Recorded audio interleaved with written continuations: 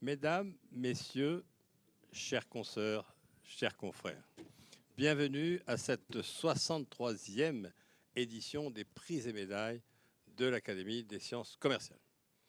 Je remercie tout d'abord la direction de cette prestigieuse école d'avoir mis à notre disposition cet amphithéâtre. Un de nos membres et professeur doyen de l'ESCP, mais malheureusement, il n'a pas pu être là. Alors, quelques mots rapides sur l'Académie des sciences commerciales, créée en 1957, donc bientôt 70 ans.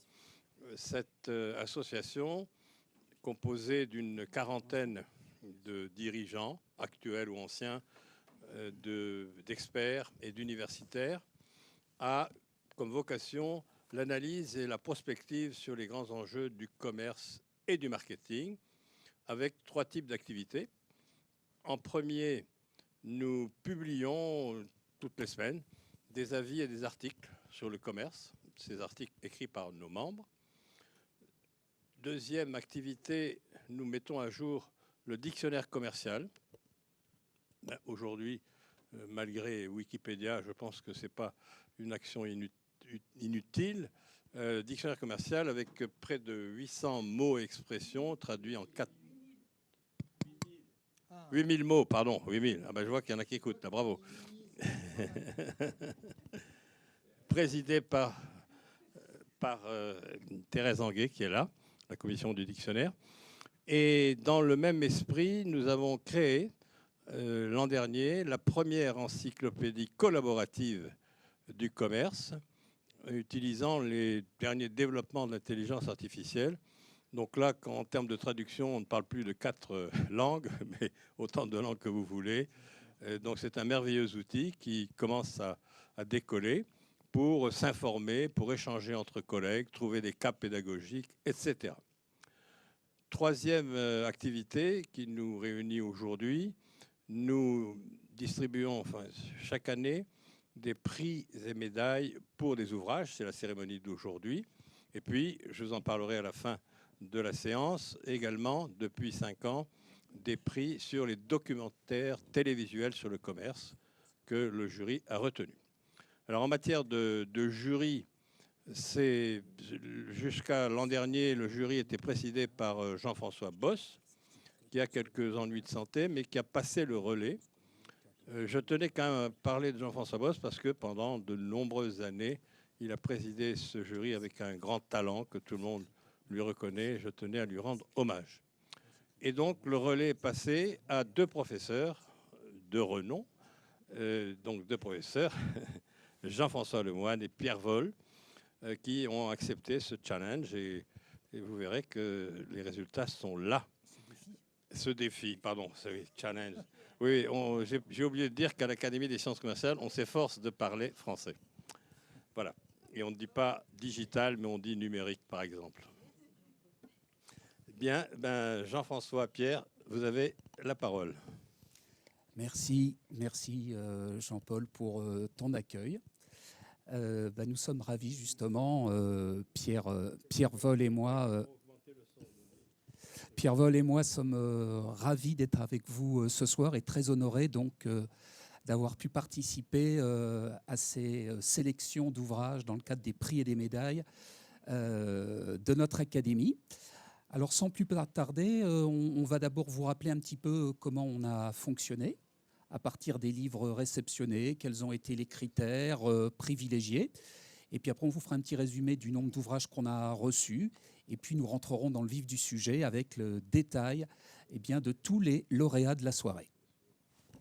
Donc, un mot sur le jury et les critères de sélection des œuvres. Le jury est composé des membres de l'Académie des sciences commerciales et on souhaiterait, avec Jean-François, les remercier ce soir pour leur engagement. C'est un travail important. Vous allez voir qu'on reçoit un nombre significatif d'ouvrages.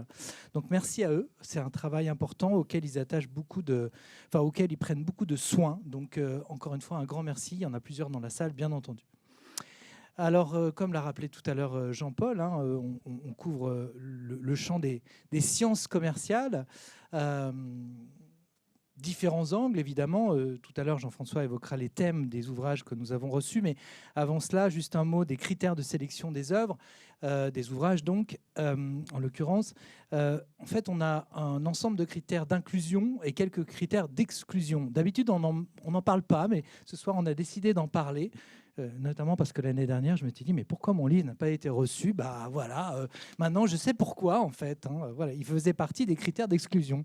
Donc, allez, on commence par les critères d'exclusion, c'est plus amusant. Donc évidemment, ce sont les ouvrages de l'année. Donc s'ils ont été publiés précédemment, ils sont exclus. On écarte les démarches alors à la fois trop publicitaires et peut-être même parfois trop académiques. Ça peut paraître un peu surprenant, mais ici, vous allez le voir, récompense des ouvrages qui ont du fond, mais qui effectivement ne sont pas exagérément académiques, et notamment pas d'ouvrages de recherche collectif, pas de manuel, et pas également de traduction ou d'adaptation d'éditions étrangères. Voilà. On accepte bien sûr les ouvrages qui sont publiés en plusieurs langues simultanément, c'est le cas d'une des médailles, mais pas de traduction. Et puis pour finir sur une note positive, donc les critères positifs, des thèmes qui sont évidemment dans le périmètre des sciences commerciales. Donc pas exclusivement, par exemple, le commerce, c'est vraiment au sens large du terme, pas seulement le secteur du commerce, mais les pratiques commerciales, également le marketing, Jean-Paul l'évoquait tout à l'heure, ou devrions-nous dire, c'est quoi? La mercatique, peut-être, je ne sais pas. C'est bien mercatique, mais bon, faut pas exagérer non plus quand même. Donc, la nouveauté et la profondeur de l'apport, et puis, le caractère heuristique ou qui porte des fruits, qui ouvre vers d'autres sujets. Donc voilà, dans le sens où l'ouvrage serait une fenêtre sur un sujet plus large, qui ouvre des perspectives et des réflexions. Et puis, évidemment, des critères de forme, et notamment la présence de références, important, la présence éventuellement de schémas, de graphiques, dans l'idée que c'est un ouvrage qu'on peut s'approprier facilement. Et vous en conviendrez, ce qui exclut aussi un peu certains ouvrages académiques. Donc voilà des critères qui ont été appliqués par les membres du jury. Donc tu vas nous rappeler un petit peu, Jean-François, les thèmes et le nombre d'ouvrages, c'est ça reçu? Voilà, donc comme chaque année, Thérèse, qu'on remercie pour son travail actif, a recensé tout ce que les éditeurs lui ont adressé, donc dans cette catégorie donc des sciences commerciales, même si on va voir tout à l'heure en effet qu'un certain nombre d'ouvrages ont été un petit peu au-delà cette année, se sont plus insérés des fois dans le management en général. Donc nous avons eu à faire évaluer par les personnalités de l'Académie 52 ouvrages. Sur les 52, on dira qu'il y a à peu près 40% qui étaient vraiment très axés sciences commerciales, avec donc des thématiques qui, sans vous surprendre, bien évidemment, vont concerner l'utilisation, le recours à l'intelligence artificielle dans le quotidien des acteurs de la distribution. Pas mal d'ouvrages sur la négociation commerciale. Et puis ensuite, on a élargi un petit peu le spectre et on a eu beaucoup de livres sur le management des talents, le management des équipes, le management de la fameuse génération Z qui, par ses spécificités, nécessite la mise en place de techniques de ressources humaines spécifiques. Alors bien sûr, tout ça est évoqué dans le cadre des sciences commerciales. Un thème qui t'est cher, Pierre, le marketing durable, marketing de la sobriété, on en parlera tout à l'heure. Et enfin, plusieurs ouvrages sur le marketing du luxe. Voilà, donc à partir de tous les critères que tu as listés, à partir des 52 ouvrages, nous avons donc systématiquement adressé tous les livres à 2 lecteurs. Et ces 2 lecteurs nous ont fourni des synthèses très précises, très détaillées, sur lesquelles nous nous sommes basés. Et puis ensuite, avec notre président, Jean-Paul, nous avons arrêté une liste de prix que nous allons maintenant vous présenter. On commencera, je crois, par la première médaille. Absolument. Donc pour les 3 médailles, pour le prix et pour nos coups de cœur, On demandera en particulier pour les médailles et le prix donc aux auteurs de nous rejoindre. On leur posera une question. Mais avant cela, donc, sans plus tarder, on annonce la médaille, la première. Olivier Simelière. Olivier, si vous voulez nous rejoindre. Entreprise, et si vous arrêtiez le coup de com'. Voilà, bravo Olivier. Alors, un mot de votre ouvrage Ça va être compliqué. Alors oui, un mot. Quelques mots sur non, votre ouvrage. J'ai volontairement focalisé sur le coup de com', même si je ne m'attarde pas tout au long du livre sur ce point-là, mais simplement parce que c'est un peu une déviance de notre société médiatique aujourd'hui. Ça a commencé avec les politiques qui font du coup de com' permanent pour essayer d'exister. Et aujourd'hui, la concurrence faisant rage, évidemment, entre les entreprises pour attirer des talents, pour avoir la meilleure réputation, on a cette tentation de céder aussi au coup de com'. C'est-à-dire, plutôt que d'avoir une vision long terme, plutôt que d'essayer de tracer un chemin et affirmer ses spécificités, les uns les autres se marquent à la culotte et cherchent à faire le coup de com' qui parlera le plus de soi. Voilà, donc c'est ça qui, moi, me déçoit un peu, parce que j'ai exercé la fonction de DIRCOM pendant une bonne vingtaine d'années dans plusieurs grands groupes internationaux. Je suis même arrivé, je dirais, presque à la jeunesse de la com, parce que quand j'ai démarré d'abord comme journaliste et ensuite comme communicant, la fonction com était quand même quelque chose de très embryonnaire, assez peu répandu. Là, on parle de communication, on va dire institutionnelle, pour ne pas dire corporate. Voilà. Institutionnelle, j'ai bien noté d'organisation. le refus des anglicismes, c'est institutionnel, voilà. C'est ce que j'ai fait. Alors, j'ai beaucoup travaillé avec les gens du marketing, évidemment, puisque la communication des marques et pas de la marque institutionnelle se nourrit l'un et l'autre des deux, donc fatalement, et puis même avec les forces de vente également. Parce que l'avantage de cette fonction de directeur de la communication, que je trouve vraiment génial, c'est qu'elle est au contact de absolument tous les publics, internes comme externes. Et c'est justement cette position assez unique qui fait qu'on a une perception, je pense, la plus complète, même s'il peut y avoir des trous évidemment, mais des enjeux de communication, de réputation et surtout, j'insiste bien, d'acceptabilité. C'est quelque chose que vraiment sur lequel je conclus même le livre en disant il ne faut pas que les entreprises cherchent à tout prix à convaincre à 100% ou à être aimées comme des marques iconiques. Si déjà elles sont perçues comme acceptables, rendant un service à la société, ayant une utilité, même si ce n'est pas toujours des métiers sexy, mais des métiers indispensables, eh bien, la partie sera gagnée. Oui, c'est ça. Au-delà du constat d'une déficience, donc des coups de com', vous proposez des pistes en fait pour améliorer. En fait, c'est le mot que le dialogue entre les parties prenantes, l'entreprise, pour mieux légitimer ses activités en fait, la rendre acceptable. Donc c'est ça que j'ai particulièrement apprécié aussi dans cet ouvrage, même si c'est pas moi qui l'ai évalué, mais je le présente. Et effectivement, vous donnez à la fois des pistes très concrètes et puis très documentées avec beaucoup d'exemples. Donc un ouvrage que je recommande. Vous allez voir le livret qu'on va faire circuler. Je dis se lit comme un roman. Alors peut-être pas de plage, mais en tous les cas une lecture très agréable également. Donc pas seulement le fond, la forme aussi. Merci beaucoup. Merci j'y ai pris beaucoup de plaisir, en tout cas, à le faire. Et puis, j'ai retrouvé ma patte journalistique aussi, parce que quand on parle de quelque chose, on aime bien raconter des histoires, et finalement, c'est l'essence même de la communication. C'est ça, absolument. Le livre reflète cela aussi. Merci beaucoup. On va prendre une petite photo.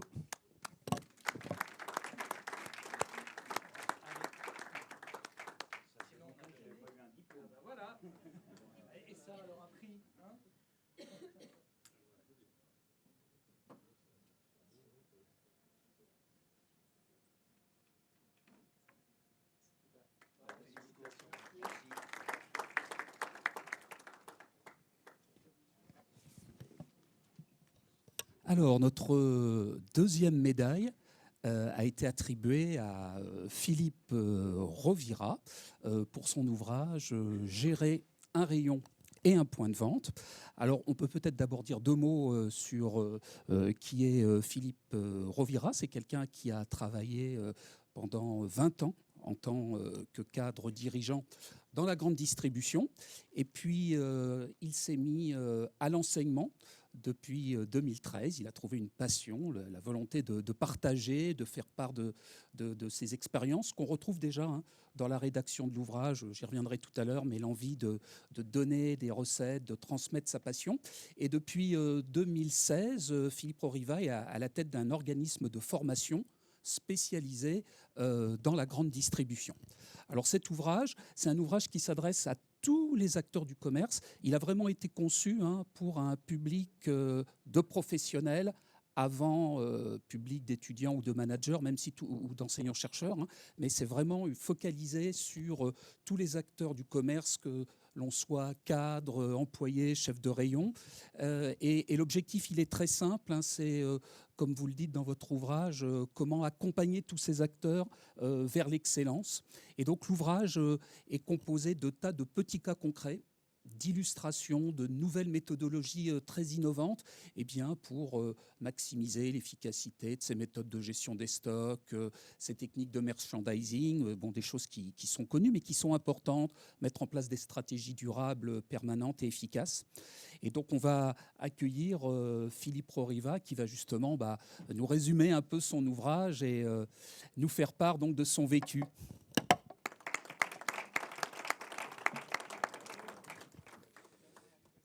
Merci pour cette présentation. Alors oui, cet ouvrage, finalement, il est né d'une rencontre avec Olivier Dover, qui m'a dit, avec l'expérience qu'est la tienne, avec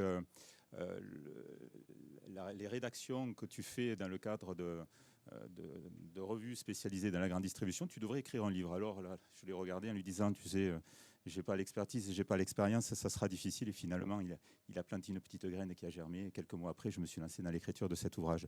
Donc, j'ai voulu relater mon expérience. J'ai travaillé 20 ans dans la grande distribution, j'ai connu des échecs, j'ai connu des réussites. Et j'ai voulu bien évidemment corriger mes échecs et exposer mes réussites en termes de gestion commerciale. J'ai voulu donner au travers de cet ouvrage les clés pour gérer le plus profitablement possible une surface de vente, qu'elle soit petite, qu'elle soit moyenne, qu'elle soit grande, que ce soit une surface spécialisée, que ce soit une surface généraliste. Donc je donne des clés pour optimiser la gestion de son stock, vous l'évoquiez tout à l'heure, Monsieur Lemoine, pour les clés pour améliorer la profitabilité, donc maîtriser sa masse salariale, développer, optimiser sa productivité, mais également réduire son taux de démarque, par exemple. Ça, c'est la première partie de mon ouvrage, c'est-à-dire les clés pour réduire les différentes lignes de charge du compte d'exploitation d'un point de vente. La deuxième partie, elle est plutôt liée à la surface de vente. Comment valoriser la surface de vente? Alors, je parle de merchandising. Comment faire du merchandising un outil de performance économique et de différenciation concurrentielle? Ça, c'est passionnant, car derrière le merch, il y a toute une mécanique qui est bien huilée pour mettre en valeur les produits dans un point de vente. Je parle aussi, alors ça me tient vraiment à cœur, parce qu'on est des commerçants avant tout et on doit être des commerçants avant tout. Et c'est peut-être la différence qu'il y a entre des structures intégrées et des structures indépendantes. La structure indépendante, elle privilégie la première ligne du compte d'exploitation, le chiffre d'affaires. Et on va tout faire pour essayer de valoriser le chiffre d'affaires, quitte à investir, bien évidemment, sur les actifs du point de vente, sur le personnel, sur les ressources. Et ensuite, on analysera notre rentabilité en faisant des ajustements et en faisant du volume, justement. Ce que peut-être les intégrés font dans un ordre différent, justement, chercher une rentabilité immédiate, et ensuite, on verra peut-être les actifs ou l'expérience client véritablement valorisée dans le point de vente. Et justement, j'accorde un gros chapitre sur l'expérience d'achat de nos clients dans nos points de vente, des outils, des astuces, des actions qu'on peut mettre en place pour valoriser chaque passage dans le point de vente et faire en sorte, bien évidemment, de doper le panier moyen. Donc, voilà les deux structures, enfin la structure même de mon ouvrage. Alors, pour ce faire, je m'appuie à la fois sur mon expérience personnelle, bien évidemment, au travers de mes 20 années, mais je m'appuie aussi sur cette envie permanente de découvrir ce qui se fait dans la distribution. Voilà, cette curiosité commerciale dans les formations que j'anime dans mon quotidien professionnel. J'invite les managers à être tout le temps sur le terrain, visite de concurrence, lecture de blogs, être sur LinkedIn, des lectures professionnelles linéaires, LSA, etc. Cette volonté de voir ce qui se passe à côté, sans faire du copier-coller, hein, bien évidemment, hein, c'est pas bon. Il faut s'inspirer des bonnes pratiques et ensuite les développer dans une culture qui est sienne. Ça aussi, je le développe énormément dans l'ouvrage. Donc voilà, j'espère que cet ouvrage va accompagner, que ce soit des nouveaux managers, que ce soit des managers expérimentés, dans de nouvelles pratiques commerciales, de nouvelles techniques qui leur permettront d'accroître leur performance économique.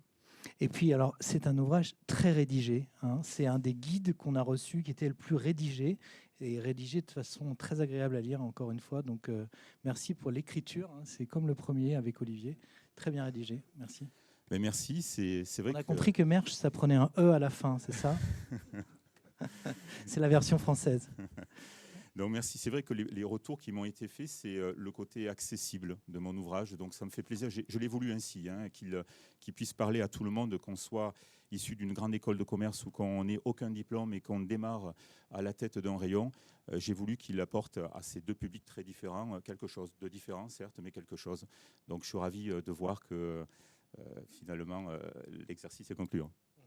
Bravo. Merci. N'oubliez pas votre...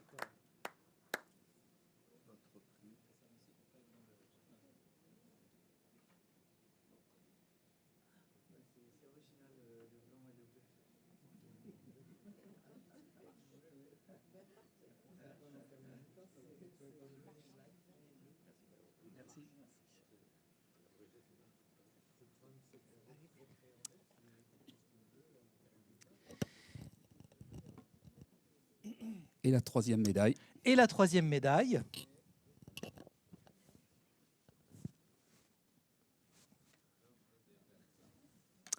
Alors, la troisième médaille est remise à notre collègue Jean-Claude Laréché, qui est professeur émérite à l'INSEAD, pour son ouvrage « Vendre et capturer de la valeur ». Donc, bravo à lui. Et il est à l'étranger. Donc, il est représenté par un ami, Édouard Camis, qui va nous parler rapidement de cet ouvrage.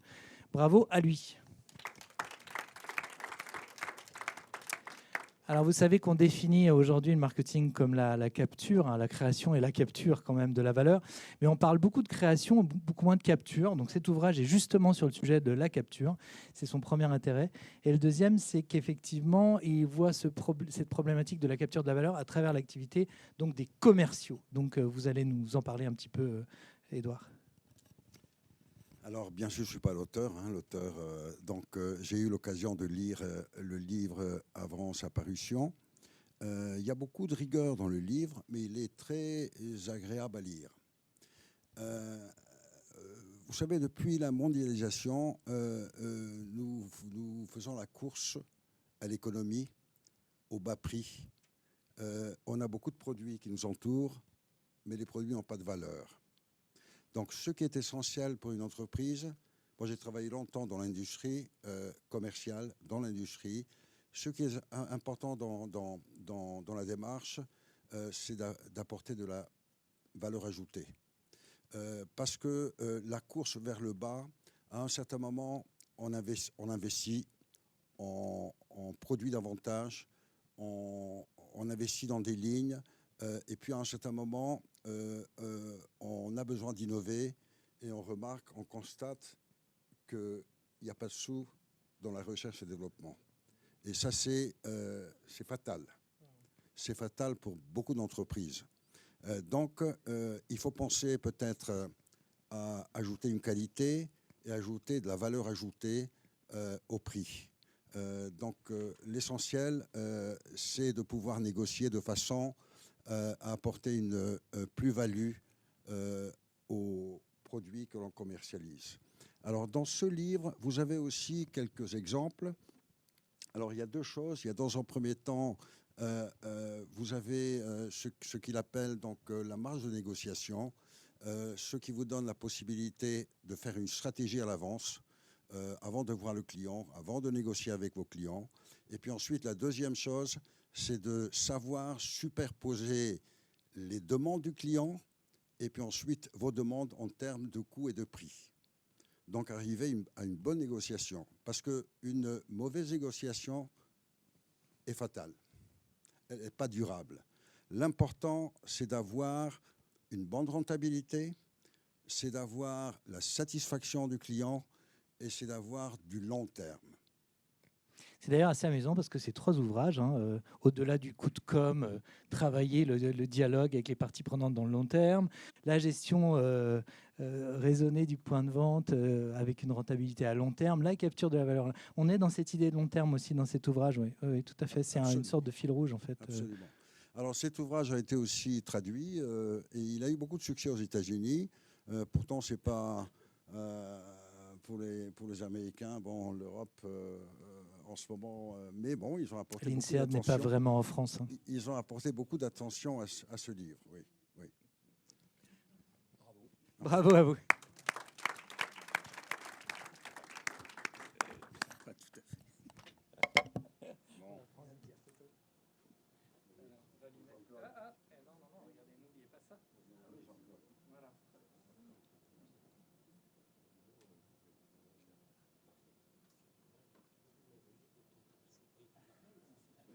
beaucoup.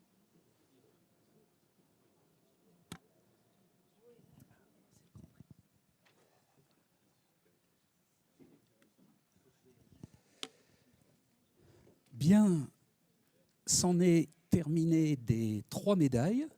Et donc, nous arrivons au prix 2025. Et nous allons donc accueillir Vincent Chabot, professeur de sociologie à l'université Gustave Eiffel. Donc, comme on sait que vous avez préparé un petit texte, on vous met là, vous serez beaucoup mieux. Alors, quelques mots pour dire comment l'ouvrage a été perçu par nos évaluateurs. Donc, d'abord dire que Vincent Chabot est, je l'ai dit, professeur de sociologie, mais que ses principaux champs de recherche, entre autres, sociologie du luxe, du commerce de détail. Et alors, ce qui est très intéressant dans cet ouvrage, c'est qu'en effet, le professeur Chabot nous explique qu'il y a eu beaucoup d'études réalisées en sociologie sur le commerce de détail, mais très éparpillées. Et donc, il y a un objectif dans cet ouvrage, c'est de proposer une vision synthétique de toutes les grilles de lecture, de toutes les analyses menées par les sociologues sur cet objet de recherche qui est le commerce de détail. Et alors le livre est très passionnant, très fluide à lire parce que il est composé d'une succession d'enquêtes menées avec une diversité de parties prenantes. On va des consommateurs aux employés, mais aussi à des entretiens avec des élus locaux. Et à chaque fois, on voit progressivement comment se forme ce puzzle et comment vous démontrez la singularité, c'est le mot que vous utilisez, de la valeur de ces études sociologiques dans le but donc de mieux rendre compte de cet objet de recherche. Et donc je crois que ça va être un des points que vous allez aborder dans votre petit discours, c'est de bien nous faire comprendre cette valeur ajoutée des grilles sociologiques par rapport à tout ce qui a déjà pu être écrit, notamment en sciences de gestion et du management. Donc Merci on vous beaucoup. félicite. Merci. C'est peut-être moi qui vais retarder votre accès au cocktail, désolé, mais comme vous m'aviez demandé de préparer un petit peu, voilà, j'ai vraiment obéi, respecté la consigne. Je suis très honoré de recevoir le prix de l'Académie. Alors j'y vois évidemment une forme de reconnaissance, j'y vois aussi le signe d'un intérêt constant ou peut-être grandissant du côté des experts de la distribution et du marketing pour les sciences sociales. Alors, quelques mots sur l'origine du livre. Il est relativement épais, copieux, 800 000 signes, 300 pages en grand format, sans tableau, sans graphique, aucun visuel. Et il propose, vous l'avez dit, une synthèse ordonnée des connaissances sociologiques produites sur le commerce. Alors, comment organiser cette synthèse ? Comment mettre de l'ordre, finalement, dans un ensemble de publications à dominante sociologique, mais dont certaines relèvent de l'économie, de l'histoire, de la géographie, de l'anthropologie. Alors, je dois vous faire une confidence, ce n'est pas véritablement l'écriture de livres qui m'intéresse, mais l'opportunité que ces projets me donnent de faire des plans. En fait, donc je m'adresse aux auteurs et aux autrices de la salle. Rappelez-vous de la satisfaction que vous avez éprouvée quand vous avez mis au point le plan de votre dernier livre. Et finalement, vous vous rendez compte assez rapidement que le travail est, même pour un gros livre comme celui-ci, quasi bouclé, et dès que le plan est stabilisé. Pour celui-ci, moi, je me souviens très bien du moment où j'ai réfléchi lors de mes vacances, que je ne m'arrête pas véritablement de travailler, en 2021, passé à Cassis, très précisément, et j'avais griffonné sur un papier le découpage du livre dans avec les 6 grandes parties qu'il comporte aujourd'hui. Et puis les baignades successives m'ont ensuite permis de stabiliser cette partition, de la trouver convaincante et de la tester au sec autour d'un verre de vin de cassis auprès de mon entourage, toujours bienveillant et à l'écoute. Cet ouvrage s'appuie sur plusieurs cours que j'ai assurés à Sciences Po, à l'Université Paris-Cité, à l'Université Gustave Eiffel que j'ai rejointe il y a près de 2 ans. Et il a donc profité des remarques constructives des étudiants.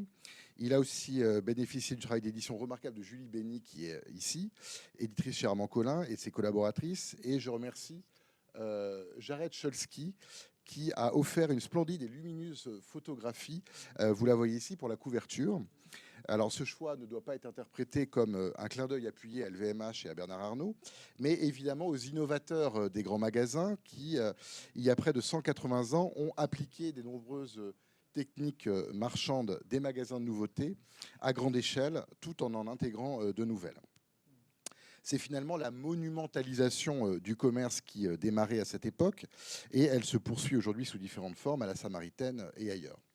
Alors, quelques mots sur le contenu du livre. Ce n'est pas à vous que je vais apprendre que le commerce de détail est une activité centrale de nos économies et de notre quotidien. Plus de 2 millions d'actifs travaillent dans les entreprises du secteur. Ces lieux sont fréquentés à la hauteur de 23 minutes par jour en moyenne pour chaque individu, hors trajet.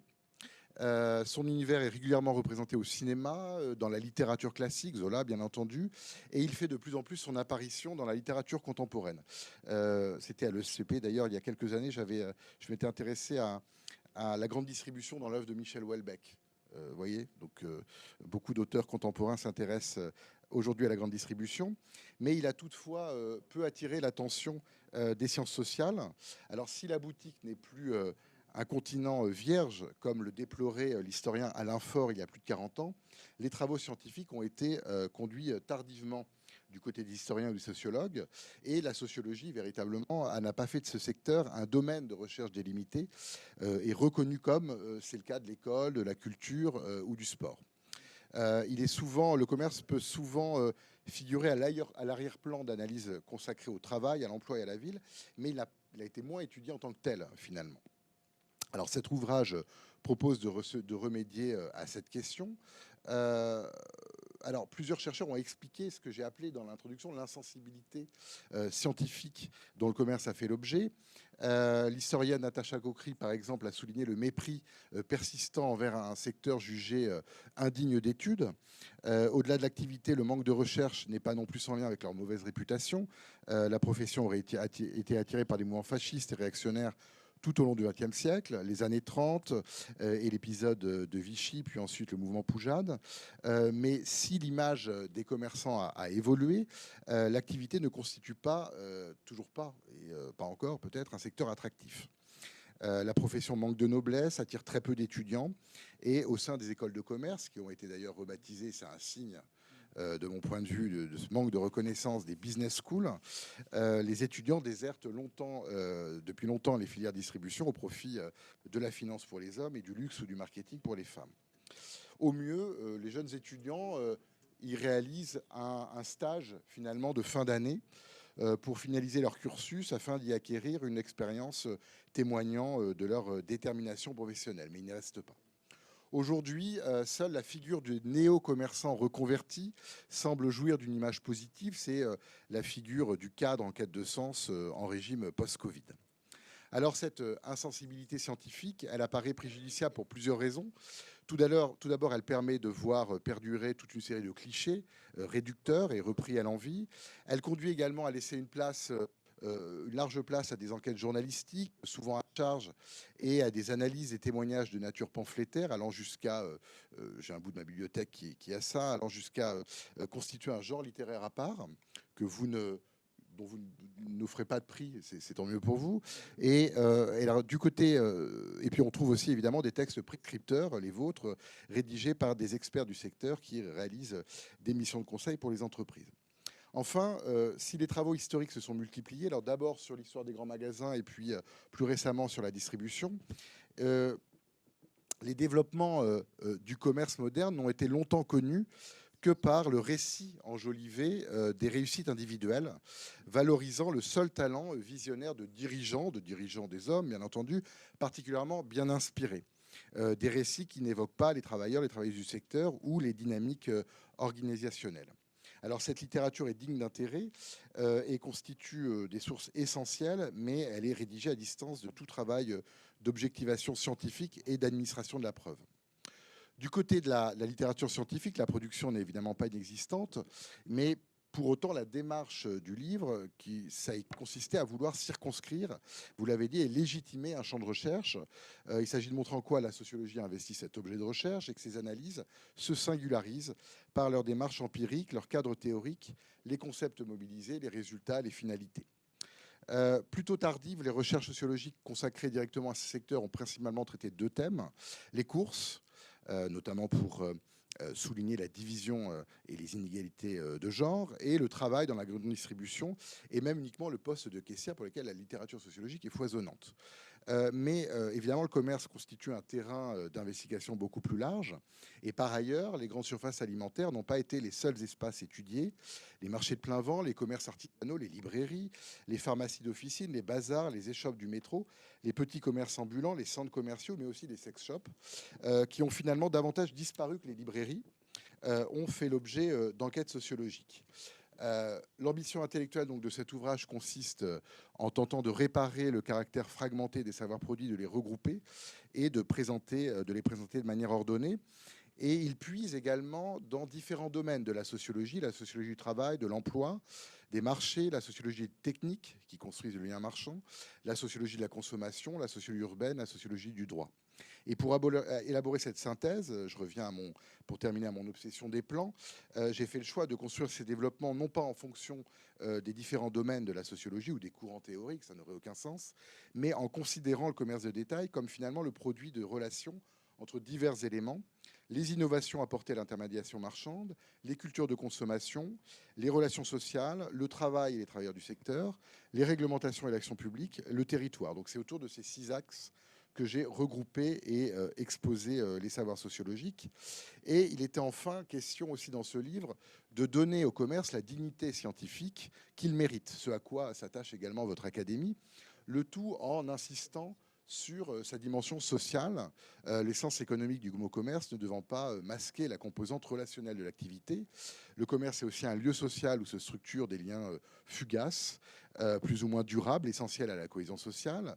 Un lieu qui sert de cadre à la construction identitaire en ce qu'il permet la circulation de normes esthétiques, de culture matérielle, et un lieu enfin où se cristallisent des émotions et des souvenirs, comme l'a très bien montré le livre bref d'Annie Ernaux consacré à son hypermarché Auchan de Cergy-Pontoise. Donc le commerce, ou je devrais dire les commerces, sont tout sauf des non-lieux.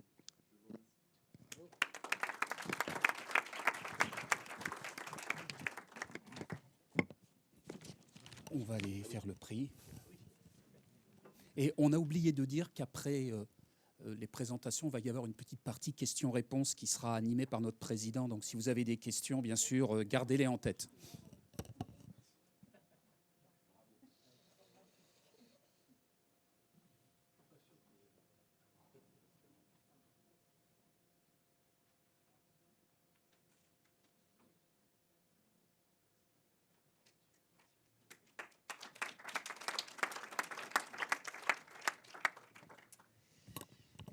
Nous allons donc aborder la dernière séquence avant les questions-réponses, donc qui s'appelle les coups de cœur. Les coups de cœur. On va vous expliquer.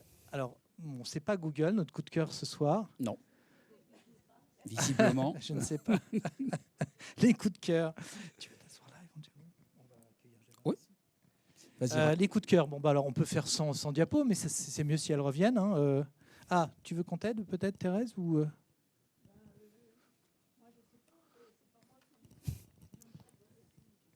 Ah oui, non, alors le slide est bon ici, c'est juste dans le...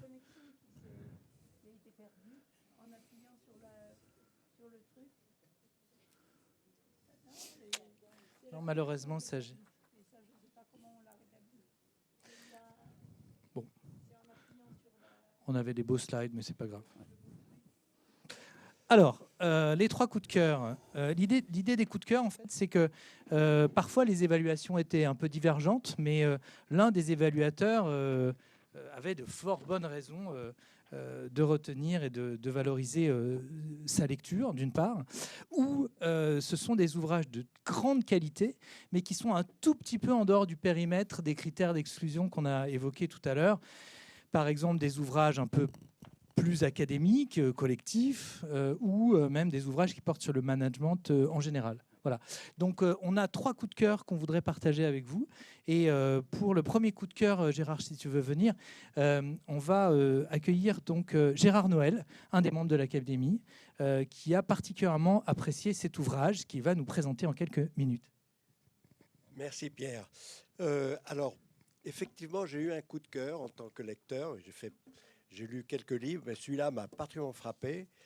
C'est un livre écrit par Virginie Haas aux éditions Erol et qui s'appelle tout simplement, ce qui est très bienvenu pour l'Académie des sciences commerciales, où la vente est tout de même la base, je dirais, de notre vocation.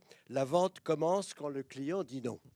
Je recommande ce livre, donc voilà qui est là, facile à reconnaître, hein, tout vert, chez Erol. Et il est intéressant pour différentes raisons. D'abord, sur le fond, cette femme a été directrice du marketing et commercial de nombreuses années, notamment chez IBM. Et à travers le monde, je crois qu'elle a visité, 18 ou 19 pays à travers les continents. Elle a vendu les produits d'IBM. Et elle raconte les dialogues qu'elle a eus, avec d'ailleurs je dirais, des aspects culturels très différents selon les pays, les dialogues qu'elle a eus et comment elle s'est sortie de situations où on commençait par lui dire non. Ce qui est, je crois, dans les statistiques, ce qui arrive 3 fois sur 4 dans une négociation commerciale. Hein, on commence par avoir un non. Et elle raconte donc ses expériences et elle le fait avec beaucoup de finesse, beaucoup d'humour. Elle cite des exemples tout à fait intéressants, très, très fins. Elle a une écriture très, très facile.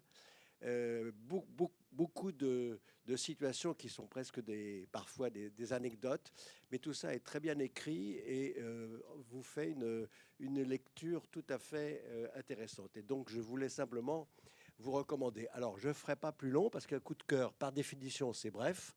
Donc, je vais rester là. Mais je vous recommande fortement. Alors, pourquoi ce livre n'a pas été retenu ?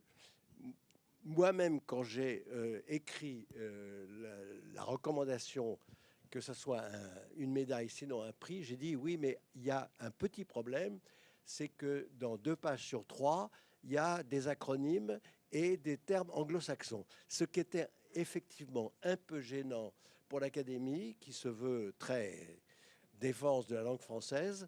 Et donc, ça n'a pas été cité d'ailleurs tout à l'heure, mais en fait, c'est un motif d'exclusion. En tous les cas, apparemment, ça l'a été. Voilà. Merci Gérard. Reste avec nous pour les 2 autres, si tu veux. Non ? Ok. Le deuxième coup de cœur, donc, il va nous être présenté par Jean-François. Alors, le deuxième coup de cœur, c'est le marketing à l'ère de la sobriété, aux éditions EMS. Un ouvrage qui a été rédigé par 2 enseignants-chercheurs, Jean-Baptiste Velté, qui est professeur de marketing à Dijon, et Isabelle Dabadi, qui est maître de conférence en marketing aussi à l'Université de Bretagne Sud. Alors la question à laquelle les auteurs se proposent de répondre est simple. Comment le marketing doit-il se réformer face aux défis environnementaux ? Ressources mal utilisées, surconsommation, dérèglement climatique.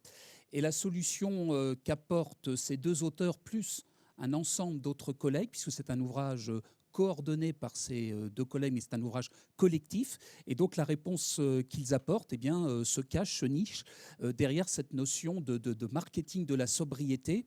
Et ce marketing de la sobriété, il représente une nouvelle façon de repenser les pratiques de consommation et il amène les entreprises à retravailler les relations qu'elles entretiennent avec leurs clients en les engageant plus qu'à surconsommer, bien évidemment, à adopter ce qu'ils nomment des comportements sobres. Voilà, donc c'est bien écrit, c'est fluide, c'est pédagogique, et donc c'est aux éditions EMS, le marketing à l'ère de la sobriété, édition Erol. Merci Jean-François, bravo à eux. Juste un petit mot donc pour le 3e coup de cœur, de la faillite au succès, Stéphane Puy, c'est mon coup de cœur, aux éditions AFNOR, qui est un éditeur qu'on ne voit pas toujours souvent, mais voilà, qui produit des choses intéressantes. En particulier cet ouvrage, il s'agit en fait d'une narration au sens vrai du terme, hein. C'est l'histoire racontée à la première personne d'un entrepreneur qui a racheté, réuni 6 entreprises en faillite et qui en a fait un groupe profitable. Et en fait, donc voilà, c'est une narration, très bien, c'est pas la première fois, mais ça balaye vraiment très large sur les sujets du management. C'est pour ça, c'était peut-être un peu trop large pour le prix et les médailles de l'Académie des sciences commerciales, même si des sujets comme la gestion de trésorerie, l'analyse de la valeur ou la conquête des clients sont cités. Mais ce que j'ai particulièrement apprécié, c'est que le long de cette narration, il y a des fiches techniques. Donc on rentre vraiment dans la technique voilà, la mise en œuvre des techniques autour de cette narration. Donc vraiment cette combinaison, c'est un dispositif formel assez original. Moi je ne l'avais jamais vu avant, hein, peut-être que vous aussi, mais j'ai trouvé ça vraiment très original. Et pareil, ça se lit très très facilement puisque c'est vraiment à la première personne.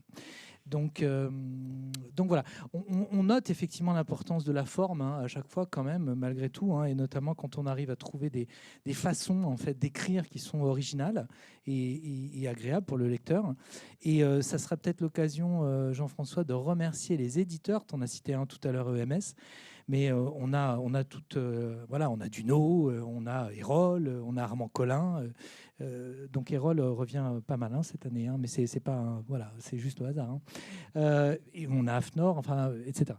Donc merci à eux parce qu'en vérité c'est un métier compliqué quand même, l'édition en 2025, avec un nombre de lecteurs qui baisse, avec la concurrence du digital, avec des étudiants qui lisent de moins en moins, tout de même, il faut quand même le reconnaître, des professionnels qui lisent des newsletters, enfin quand même. Hein, voilà. Je ne sais pas combien sont abonnés à Harvard Business Review, mais il y a quand même 300 000 abonnés dans le monde, mais assez peu en France. Donc voilà, valoriser toutes les formes d'écriture qui sont un petit peu approfondies, je pense que c'est aussi la mission de l'Académie et ce prix en témoigne. Donc merci aux éditeurs. On passe à la dernière séquence, les questions. Et oui, et on accueille de nouveau notre président, et qui va gérer la phase des questions-réponses avec la salle.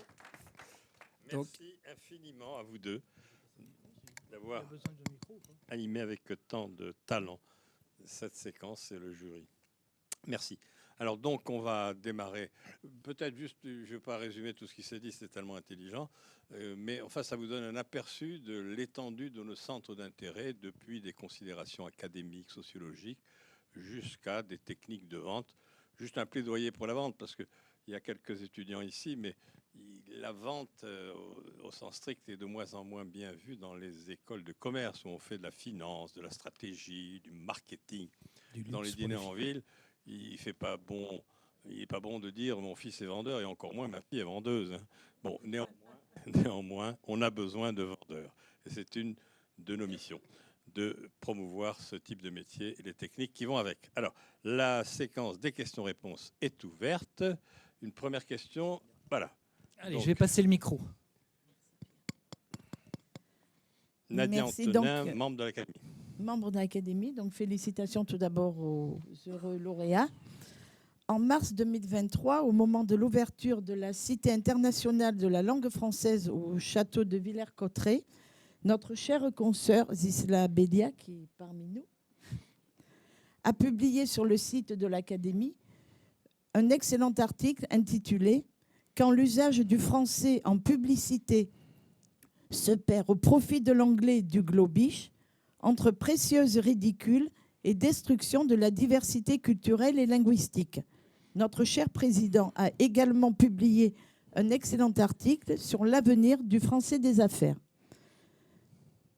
Donc, ma question, que je ne sais pas où est le... Que tu adresses ça. Oui. Que pensez-vous de l'usage de l'anglais dans la publicité et la communication? Donc, tu adresses ça à la première médaille, c'est ça peut-être? Oui, c'est pour vous la question. Merci. Merci Oui. pour cette question. Bon, vous avez 4 heures. Bah, écoutez, je suis un fervent défenseur de la langue française parce que déjà j'ai fait des études littéraires à la base, donc forcément j'aime ma langue, j'écris dans ma langue et j'aimerais écrire dans d'autres langues comme je le fais. Maintenant j'ai travaillé beaucoup à l'international et ce que j'observe c'est que toutes les langues se nourrissent les unes les autres et qu'à un moment donné une langue c'est un corps vivant. Et le métissage permet aussi d'avoir des notions que notre propre langue parfois dit mal. Moi, ce que j'aime par exemple en anglais, c'est cette capacité avec juste 2 mots d'avoir une notion qui claque. D'ailleurs, c'est pour ça qu'on a souvent des slogans comme « just do it » par exemple, c'est tout bête, mais en français, « fais-le juste », ça ne marche pas. Donc, il faut trouver l'équilibre entre accepter effectivement des mots qui viennent enrichir finalement nos concepts, nos notions, et puis quand ça s'impose, je vais prendre un autre exemple, email, j'aime beaucoup le mot français courriel, et généralement quand j'écris, je parle de courriel. En revanche, vous avez évoqué tout à l'heure la mercatique. Bon, c'est un mot en plus qui sonne vraiment de manière assez vilaine, et puis le marketing est tellement répandu. Je ne pense pas qu'il faille en faire un combat absolu, d'autant que si vous lisez en anglais, en italien, enfin les langues que je pratique, je m'aperçois que le français, notamment quand je lis la presse anglo-saxonne, on trouve quantité d'expressions françaises qui nous bluffent d'ailleurs, parce que parfois c'est des expressions qu'on n'utilise même plus. Exemple, la crème de la crème, c'est quelque chose qu'on retrouve beaucoup dans Time Magazine par exemple. Chez nous, ça ne nous viendrait pas à l'esprit. Donc voilà, je pense qu'il faut continuer ce brassage et c'est comme ça qu'on enrichit mutuellement nos connaissances. Merci infiniment. Merci. Crème de Je la crème. me permets de rajouter, bon, autant on comprend lorsqu'il y a une innovation technologique, et malheureusement, elle vient très souvent des États-Unis, on utilise le terme. En revanche, quand c'est des termes du langage courant, quand on veut dire alors c'est quoi le next step, on pourrait dire c'est quoi la prochaine étape. Hein. Bon, voilà. Alors, y a-t-il d'autres questions? L'alternative à ChatGPT, le chat, ça c'est malin. Le chat, voilà. Alors, une autre question. Oui, Didier Sébillot, Académie. Oui, bonjour, merci pour ces exposés. C'est une question, une constatation. C'est l'ensemble des prix qui sont distribués, j'ai tendance à dire, ressentent le sujet. Communiquez, mais n'en faites pas trop. Ne faites pas essayez de capter de la valeur, c'est-à-dire ajouter de la valeur au prix. C'est la sociologie, ce qui est de commerce, qui est quand même une chose plus nouveau. Et c'est donc très différent des prix des années précédentes. C'est ça que je voulais dire. Qui était très magnétisé par le numérique, l'IA, voilà. Et je ne sais pas si c'est l'effet du jury ou de nos deux si sympathiques animateurs qui sourient, ça c'est très agréable, merci beaucoup. et parce que les membres du jury, c'est un peu toujours les mêmes, ou si c'est un effet de, justement, les publications qui nous sont proposées ressentent sur le sujet. Donc voilà ta question. Voilà. Okay. Et qui s'adresse plutôt au jury, on va dire. Donc Pierre et Jean-François. À quelle origine peu importe, des nouvelles tendances? Non, on a eu des ouvrages sur l'IA, simplement tous les ouvrages reçus sur l'IA étaient plus ou moins des guides. Qui malheureusement, enfin c'est même presque incompatible je trouve avec l'idée d'une édition qui va durer 2-3 ans parce qu'au moment où il sort il est déjà obsolète en fait. Donc ces guides-là on les a pas retenus, mais il y avait bien des sujets sur l'IA dans la sélection. Alors c'est peut-être un biais, mais je pense qu'on a voulu aussi peut-être donner de l'importance à la dimension temporelle, macro, voilà. Et donc je pense que l'ensemble des ouvrages reflètent cette sensibilité. Maintenant, il n'y a aucune intervention particulière. C'est sans doute aussi voilà, une tendance forte, voilà, aller au-delà des technologies. Et je pense que c'est une bonne chose. Oui, il n'y a pas eu de consigne particulière, mais c'est vrai qu'on a bien constaté de la part des auteurs une envie de se dire qu'il était le temps de prendre un peu de recul et de ne pas se limiter, comme tu viens de le dire, à de l'énumération de recettes un peu faciles, alors qui peuvent être intéressantes à un instant T, mais qui deviennent très vite obsolètes.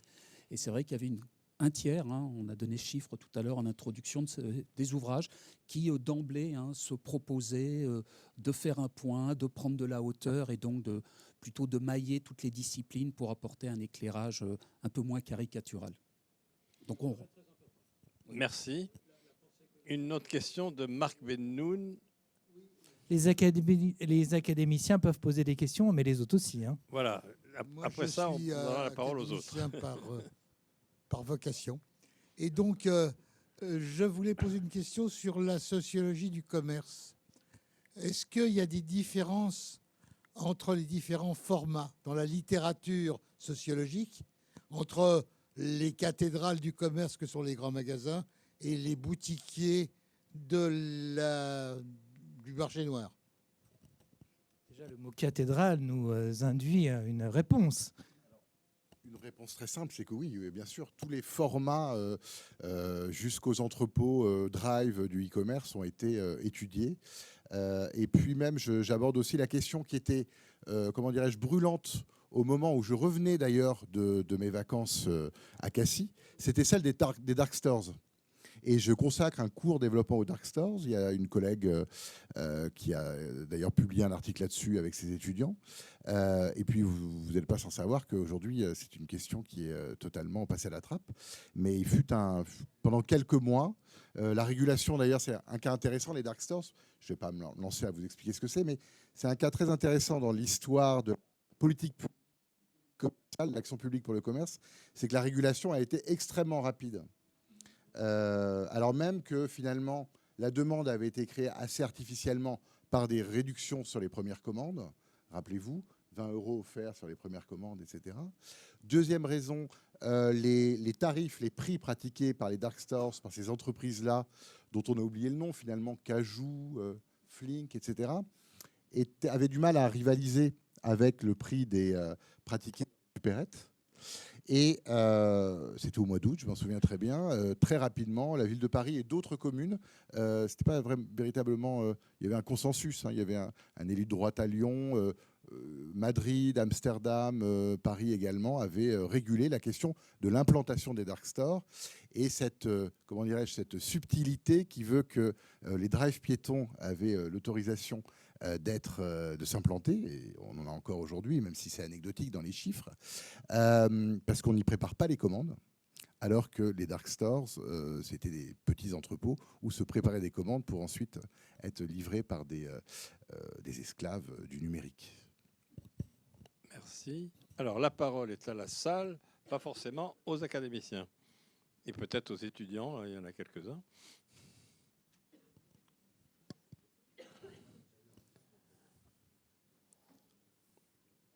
Oui. Je vois, non, une main qui se lève. Une question. Oui. Qui êtes-vous? François Schwebel. Je voulais juste...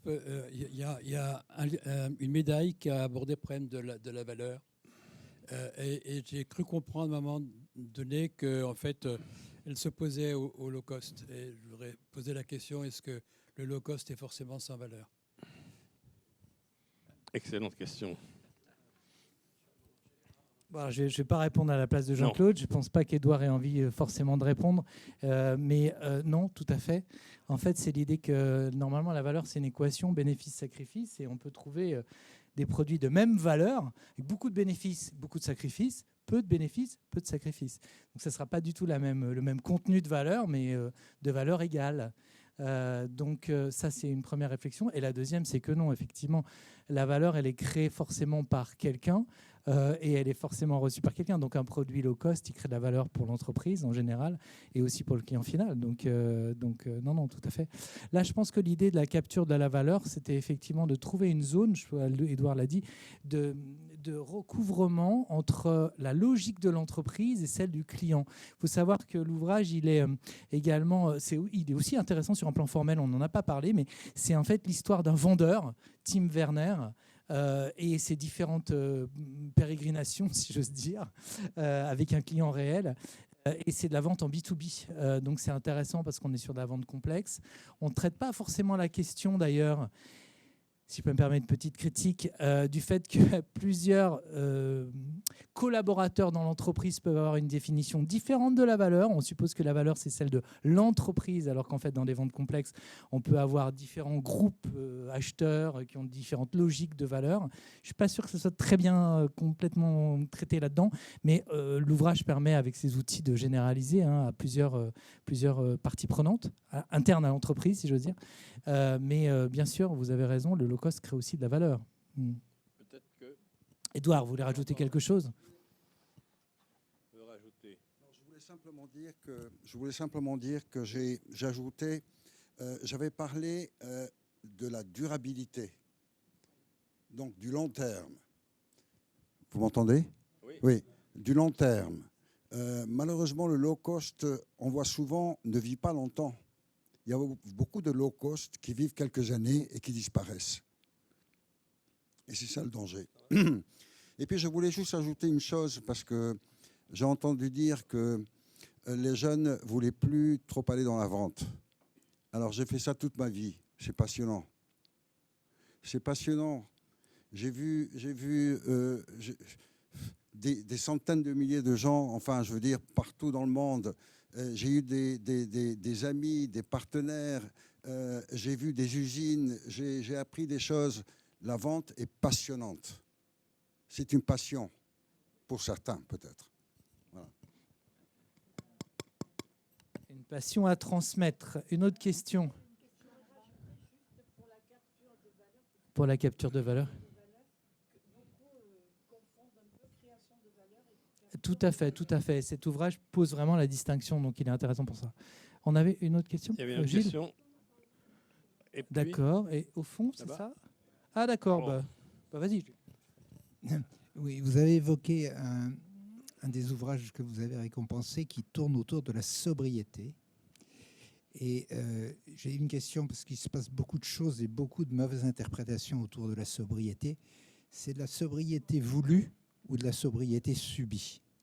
Alors, réponse de l'auteur. Oui, ma question est autour de la sobriété qui touche beaucoup les problématiques et les analyses de consommation. Est-ce qu'on est dans de la sobriété voulue ou de la sobriété subie ? Donc c'est un coup de cœur. Réponse de Jean-François. Jean-François. Alors, J'ai les là, réponses, dans, hein, dans si le tu cadre sèches, de hein. l'ouvrage, Je en effet, ils évoquent ces deux facettes. C'est du reste le chapeau pour présenter la difficulté du contexte et notamment, sobriété mal vécue par des gens défavorisés, par toutes les modifications environnementales. Donc il y a cette facette. Et puis à un moment donné, il y a un chapitre fondé sur des études à caractère assez sociologique, des entretiens de groupe, des entretiens individuels sur ce que les gens sont prêts à faire pour réduire, je dirais plus, leur train de vie, leur consommation. Et c'est dans ce sens-là qu'il traite de la sobriété voulue, mais en tant que levier auquel on adhère et pas quelque chose qui apparaît comme une contrainte. Mais c'est intéressant parce qu'en effet, dès le chapeau, dès l'introduction, il y a bien ce clivage entre ces deux notions. Mais après, voilà, l'ouvrage est une succession de chapitres sur ces différentes facettes. Donc vous trouverez tantôt de la sobriété voulue et puis à certains moments aussi de la sobriété mal vécue avec des entretiens de gens plus défavorisés en raison de conditions économiques limitées. Donc il y a les deux. C'est ça qui est bien. C'est-à-dire qu'il n'y a pas un parti pris trop idéologique parce qu'on le sait, ce genre de sujet peut être propice à un peu de sectarisme. Bon, il s'insère dans un courant de pensée qui se développe massivement en marketing. Alors, ça va être en anglais, là je suis désolé, CCT, Consumer Culture Theory, c'est-à-dire un maillage très fort entre beaucoup de travaux en sciences humaines, où on travaille beaucoup sur la décroissance, sur les minorités. Et donc, ce qui est bien dans cet ouvrage, c'est que on ne sombre pas d'un côté ou de l'autre, ce qui n'est pas simple sur ce genre de sujet. Voilà. Donc plutôt bien équilibré. Je m'appelle Laurent François, je sors d'un podcast sur la vente que j'animais avec un ami à moi qui est directeur commercial, ancien directeur commercial. Moi, j'ai fait une école de commerce, une école supérieure de commerce, pas celle de Paris, celle de Rennes, et je me suis aperçu que depuis 30 ans, on ne forme absolument pas en école de commerce des gens qui sont des commerciaux, qui sont des vendeurs. On est en train de nous parler d'entrepreneurs, de Startup Nation et toutes ces conneries-là. Je m'aperçois que beaucoup de gens sont entrepreneurs et sont incapables d'être des vendeurs.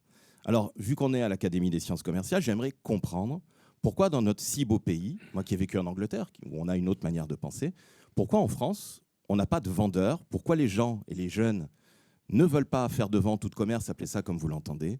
Parce que je pense que notre pays est en train de mourir à cause de ça, entre autres.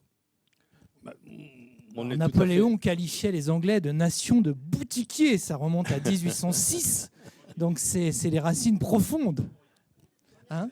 Non, mais on est tout à fait d'accord avec le... Ça, c'en est une. Voilà. C'est la représentation de la noblesse d'un métier. Il y a même des gens qui ont travaillé sur la notion de noblesse des métiers.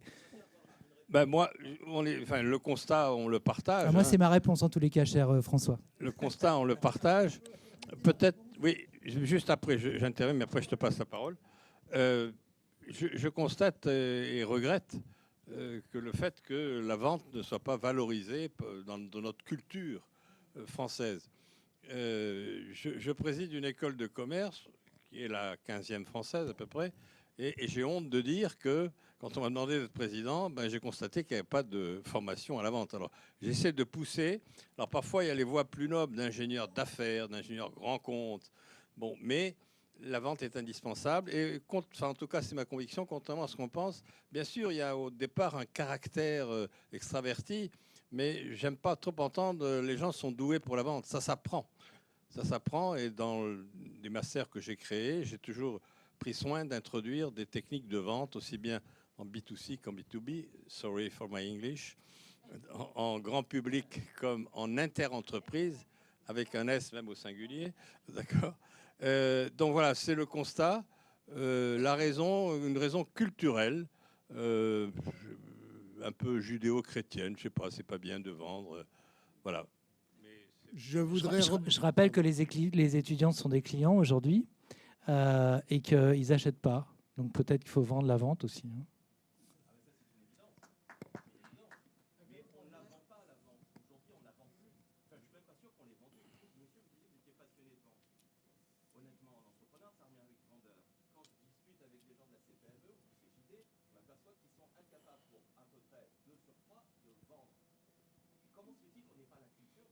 Oui. Et non. Oui, et c'est d'autant plus regrettable. Non seulement c'est dommageable pour les vendeurs, mais également pour les managers qui ont à vendre à l'intérieur, à l'extérieur, des politiques, des techniques, etc. Il y a peut-être des gens qui ont des réponses plus précises. Non, c'est une thèse extrêmement connue. Le protestantisme et le catholicisme. Le catholicisme n'est pas favorable à la vente. Voilà. C'est une des explications, mais bon, alors... Je ne suis pas d'accord avec vous, ça ne fait pas 30 ans, ça fait 60 ans.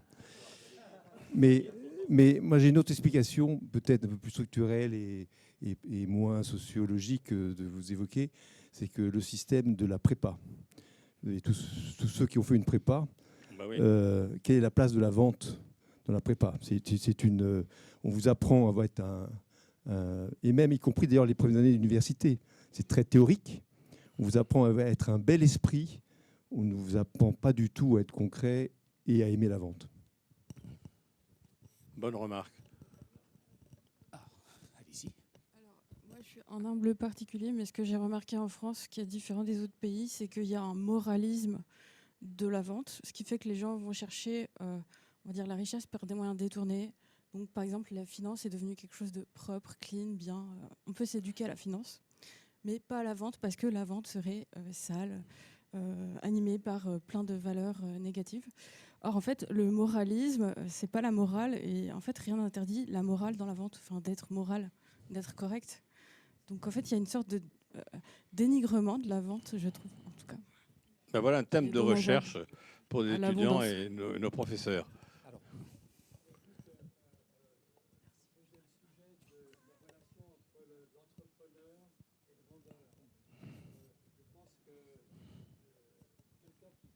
Il arrive assez souvent qu'on lui dise soit tu es bon à définir le produit, soit tu es bon à le vendre, le reste se sous-traite. Alors, désolé pour les financiers, mais Mais je pense que c'est vrai que être capable de prendre ça, soit d'inventer un produit, soit d'être capable d'affronter les clients et de leur vendre l'idée ou le produit, je pense que c'est fondamental. Par le biais de l'entrepreneuriat, on pourrait pousser la vente et pas l'image stéréotypée de... D'accord. Alors, pour apporter une petite note positive et peut-être une solution après tout ce dénigrement sur la vente et les vendeurs, il y a une très belle association qui s'appelle DCF, Dirigeants Commerciaux de France, et dont l'objet c'est de vendre le métier de vendeur et de dirigeants commerciaux et de montrer que c'est stratégique dans les organisations françaises et ils font très bien le job. Vous avez bien vendu les DCF. Donc vous pourriez, j'en fais pas partie, donc j'ai rien à vendre. Non mais pour ce le sont coup. nos amis, hein. On les connaît bien. Mais faites des coups ensemble, peut-être une association, parce que visiblement ici on n'est pas sur le point de trouver la solution ce soir, visiblement, à part dire qu'on est des boutiquiers et remonter à Napoléon. Voilà. Oui, pardon. Non, l'explication. La question, c'était l'explication, ce n'était pas les solutions. Après, si on parle des solutions, il y en a des solutions. Donc les DCF, ça fait partie des solutions, vous avez raison. Les DCF sont malheureusement absolument pas présents dans les écoles de commerce. Il faudrait peut-être leur indiquer qu'elles existent. Mais au-delà de ça, effectivement, c'est une question de demande. Donc il faut la stimuler mais il faut la stimuler tôt, pas juste en dernière année sur un cours électif de vente B2B qui est effectivement repackagé grand compte ou développement commercial.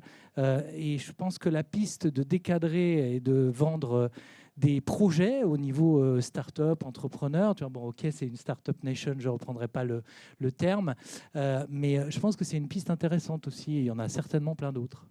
Je pense qu'il y a un sujet de sémantique et que, en fait, le sujet est dérivé. Je ne suis pas du tout d'accord avec ce que vous avez dit sur les startups, parce que le mot, désolé, je suis obligée de l'utiliser en anglais, parce que je ne sais pas comment on le dirait en français, growth hacker. Un growth hacker, c'est un hyper commercial.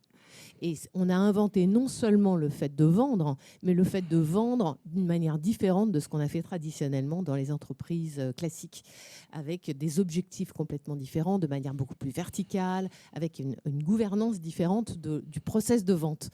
Donc, et puis, il y a également de la négociation. Donc, le terme négociation, c'est encore autre chose. Et la négociation, c'est le cœur de la vente. Et quand on dit le mot négociation, il y a beaucoup d'écoles de commerce qui font de la négociation. Donc j'ai le sentiment que le sujet est dérivé, que oui, c'est vrai que ça fait complètement désuet de dire commercial et c'est pas bien. Mais en même temps, je ne serais pas si négatif que ça. Au contraire, je pense qu'il faut juste ouvrir un peu un 360 et ouvrir au-delà de ça. Il y a d'autres formes de ce qu'est le commercial aujourd'hui. Merci. Non, je vais simplement apporter un témoignage qui, à mon avis, est assez typique. Ouais, j'ai commencé il y a un certain temps ma carrière chez Procter & Gamble. J'arrivais d'HEC. Le lendemain, on nous mettait pendant 9 mois sur le terrain à vendre. Et je me baladais tous les jours avec mon paquet de lessive et mon cadeau Bonux. Et tu ne faisais pas du porte-à-porte dans les lessives, je pense non? que c'est encore le cas. Autrement dit, il y a pas mal d'entreprises qui savent encore qu'il faut vendre. Bien sûr. Voilà. Bien sûr. C'est une des solutions. Les écoles de commerce devraient multiplier les stages de vente. Si je peux, moi, j'écoute tout ça avec beaucoup de sourire parce que, comme tous les gens ici, je suis diplômé, j'ai fait le cursus, sauf que j'ai fait plutôt un cursus d'ingénieur que d'école de commerce, mais n'empêche que j'ai fait école de commerce après. Et j'ai enseigné en Bac+5 avec des gens qui avaient fait une école de commerce, école supérieure. Ils n'avaient jamais entendu parler le mot achat. Et moi non plus, dans toutes mes études, je n'ai jamais entendu prononcer le mot achat. J'ai fait toute ma carrière dans les achats. Je peux vous témoigner comme notre ami, là, c'était passionnant de faire de la vente, c'était passionnant de faire les achats, j'ai fait un livre dessus. Il n'y a pas de vente sans acheteur. Hein. Très voilà. bien. Et ça, par contre, on n'en parle en fait, jamais nulle part. Être acheteur, c'est plus noble qu'être vendeur. Quand même, je ne sais pas, il n'y a pas de noblesse. Avec des guillemets partout. Comment ? Maintenant, oui. Maintenant, oui. Et à Bordeaux aussi. Mais même les publications de livres, il n'y en a presque pas. Une autre C'était question juste un commentaire pour faire le pendant. Du fond de la salle, non, il m'a semblé voir une main se lever.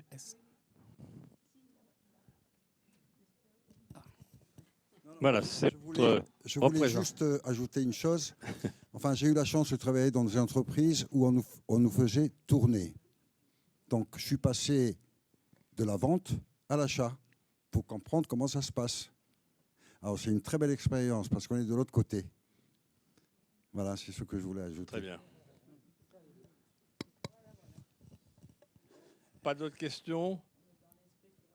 Bah écoutez, on va rester sur cette belle impression de ces brillants discours. Il y a un cocktail qui nous attend. Et puis peut-être avant, je voudrais d'abord vous signaler que si cette séance vous a plu, la 5e cérémonie d'attribution des prix et médailles télévisuels, donc au meilleur documentaire télévisuel, aura lieu le 11 juin au SIEC. SIEC, ça veut dire Salon international des équipements commerciaux. Ça se tient à la porte de Versailles. Il y aura un cocktail aussi, si vous appréciez les cocktails. Voilà.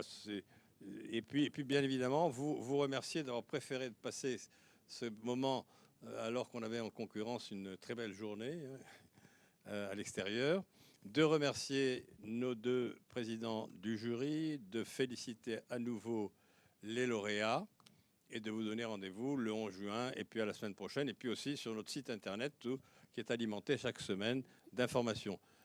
Cher Jean-Paul, on va faire aussi la photo finale d'accord. avec tous les lauréats. Et moi aussi alors. Avec toi, bien évidemment. Pierre et moi te remercions pour la confiance et à tous les académiciens parce que bon voilà, on pas salue facile comme défi. Oui, on salue tout le travail qui a été fait pendant des années par Jean-François Boss et c'était tout à fait normal de le citer et on voulait surtout pas proposer des choses trop divergentes avec l'esprit qu'il avait inculqué et qu'on respecte parfaitement.